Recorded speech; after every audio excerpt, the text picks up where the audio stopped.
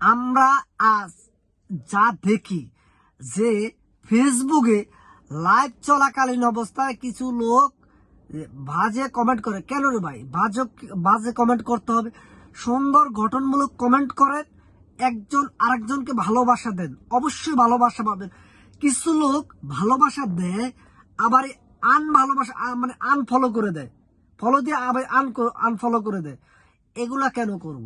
আমরা প্ল্যাটফর্মটাকে ভালো কাজে ইউজ করব, ভালো মানুষকে পরামর্শ দিব, অহংকার মুক্ত ভালোবাসা দিব। এমন কোনো ভালোবাসা দিব না যে ভালোবাসার কারণে আমরা প্রতারিত হব। ছোটদেরকে উচিত, বড়দের উচিত ছোটদেরকে উর্ফের দিকে টেনে উঠানো, আর ছোটদের উচিত বড়দেরকে সাপোর্ট দাও। এটাই। তোমরা ফুলের পিছে ছুটতে যাইয়া ছোটদেরকে ভুলে যাও না। যে ব্যক্তি ফুল দেয় তাকেও ভালোবাসবা, যে ব্যক্তি ফুল না দেয় তাকেও ভালোবাসবা। এটার নামই হয়েছে ভালোবাসা। ভালোবাসা এমন ভালোবাসা করো না যে ভালোবাসার কারণে তোমার বিপদ ডেকে আনে।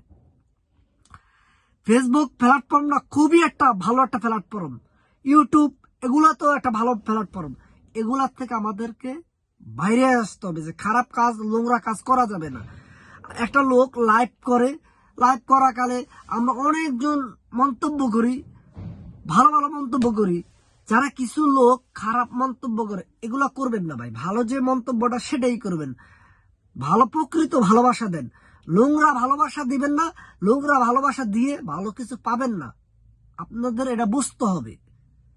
দুনিয়ায় থাকার জায়গা না, দুনিয়া চলে যাওয়ার জায়গা। এমন ভালোবাসা দেন যেন মানুষে সারা জীবন মনে রাখে যে আমাদের কিছু লোক ছিল প্ল্যাটফর্মে খুবই ভালোবাসা দেয়, ভালোবাসা নেয়। এটার নামই হয়েছে মানুষ। মানুষ হইলা যে এমন মানুষ হইলা যে ভালোবাসার তোমার ধ্বংসের মুখে গেল, এমন ভালোবাসা দিও না মানুষকে।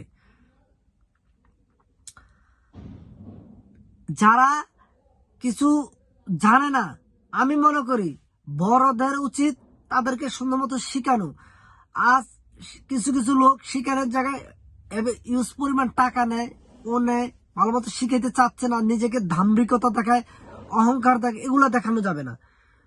ভালোবাসা থাকতে হবে, সুন্দর এন্টারটেইনমেন্ট ভাবে ভালোবাসতে হবে, একে অপরকে সুন্দর ভালোবাসা দিতে হবে। ফেসবুক প্ল্যাটফর্মে ভালোবাসার কোনো কমতি রাখা যাবে না। তাহলেই আমরা ছোট বড় সবাই মিলেমিশে উর্ফের দিকে আমরা উঠতে পারবো সঠিক মতো। সর্বশেষ সর্বপাশ নিজের জাতের ধর্মটাকে সুন্দর করে প্রায়োরিটি দিবা, অবশ্যই ভালো কিছু পাবা। আসসালামু আলাইকুম।